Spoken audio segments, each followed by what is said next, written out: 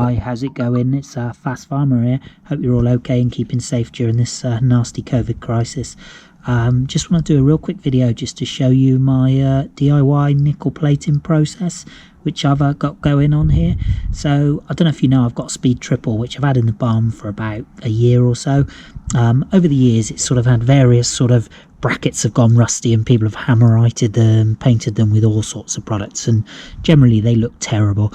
So what I've done is I've took a few things off and gonna nickel plate them to give them a bit of an anti-corrosion and a bit of a sort of a metal shine to them, really. So the nickel should be sort of like a dullish silver, and it should look quite nice actually. So to do the process, what I did is I bought 2 anodes off Amazon. They were about £7 each, so about 14 quid for the pair, something like that. I'm using Sarson's malt vinegar and table salt from Lidl's. So in the tank here I've got about 700 millilitres of salt. Sorry, that's a lie. I've got about 700 millilitres of vinegar and about a tablespoon of salt. The salt dissolves nicely in the vinegar to make nickel acetate. So to start off with, what I did was I connected positive terminal to one anode, negative terminal to another anode, and let that brew for about an hour and a half, and that gave me the nickel acetate as you see it here. The GoPro makes it look a lot bluer than it is. It's more of sort of like a really light green. It just looks crap really, but it does work well.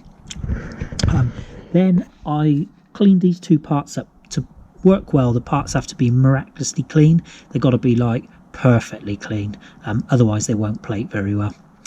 If you've got things like pits, it won't fill the pits. It just kind of puts a very minute nickel coating over them, but you still have the pits in the metal.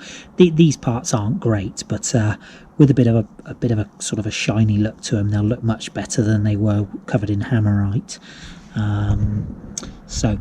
As I say, I cleaned them really well first up. So I put them in my sandblaster.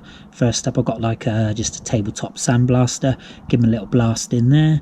Then I give them a wire brush by hand, and then cleaned them in some acid, and then cleaned them in some acetone prior to plating them. So as you see the tank set up here, I've got two nickel anodes still, both connected to the positive terminal from my power source. I've got the 2 parts hung on the piece of wire, so wrapped around with a bit of copper wire that then drops them into the nickel acetate. The parts are connected to the negative, and the nickel anodes are connected to the positive side. As you can see, you're getting quite a few bubbles off them, which means the plating process is working. I'm plating these at a really low power output. My power supply says it's almost 3 volts and about 0.35 of an amp. So these are going to take probably about an hour to plate, but I'm in no rush. So slow and steady gives you a better finish on these.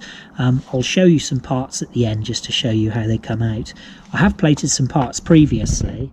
And what I think I've done here is I've plated them with too high a voltage and they've gone black, so I'll wire brush them off and replate them.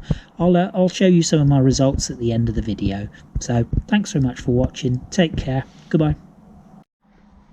Yeah, if I show you here, you can really see the bubbles coming up off the little bracket there. That bracket holds the brake pipe into the front mudguard. So as you can see, there's lots of bubbles coming up off of that, and that's bubbling quite well. So I think looking at these, going to leave them in for about 45 minutes. They've been in about 15 minutes now. Just going to turn them around, and I'll show you the results afterwards.